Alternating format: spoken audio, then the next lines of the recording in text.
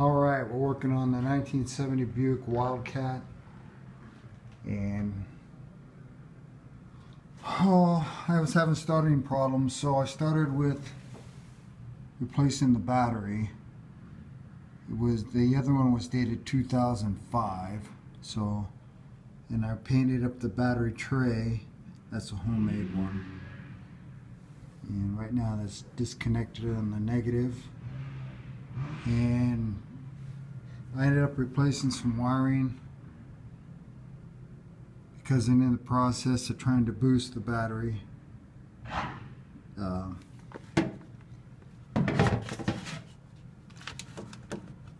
piece that all of these used to go to one wire, but where it connected to the battery it broke, so I put all them in new.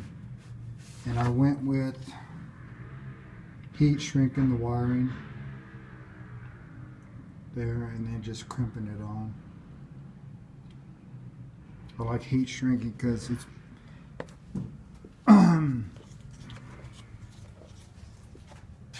when you solder, it makes your wires, stiff, and it seems to me the heat shrink works just fine to hold them together, and then they're more flexible. You don't lose that. So its starter was down there. Take a look at that.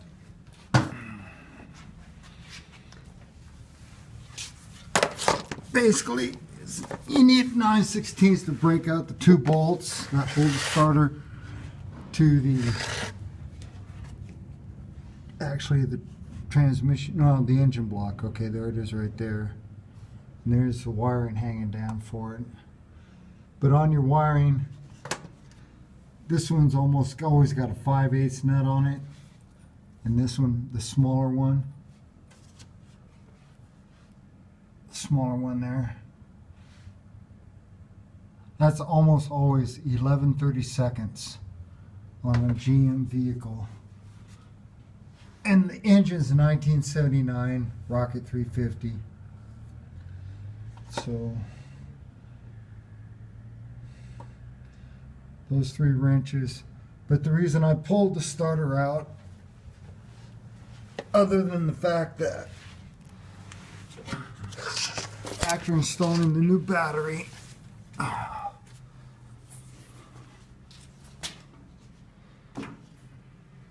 I touched my lead, one lead to the positive and the other lead to the alternator, and there was no voltage drop, which means I have 12 volts to the starter. And if you got 12 volts to the starter and the car don't start, pretty much your starter has to come out. But there was one other thing, and in this instance, yeah, there it is. I hit it with the hammer, and then it started. But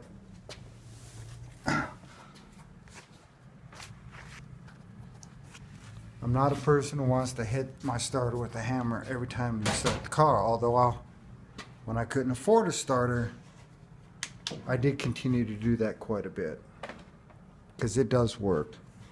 And then,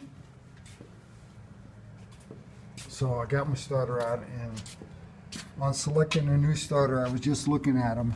You got to be real careful to make sure this is clocked the same, because I looked at one at a different store, and it actually had the solenoid clocked over here to this side. It would have been sitting here, and that would have worked for a starter, but it wouldn't fit my car because that's right where my exhaust is. So you got to be careful on that. So now I can order a starter. I can core this one if I want, or I can just get it sent to the house.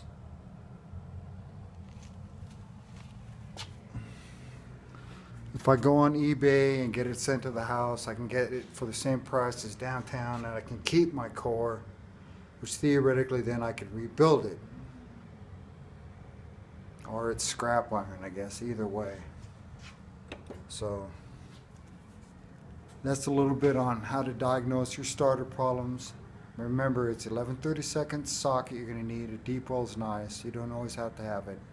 5/8 for the positive. And make sure you disconnect your battery first. and it's 9/16 to get the bolts out to drop the starter down. So that's pretty much about it. It's pretty simple. If you had to beat it with a hammer, just take it out and get a new one. And the other thing is, check if you got 12 volts at the battery, at the starter was the correct rule, at the starter. And the starter don't start, it's got to come out. Plain and simple. This is John Rudy with Rudy Racing, signing off.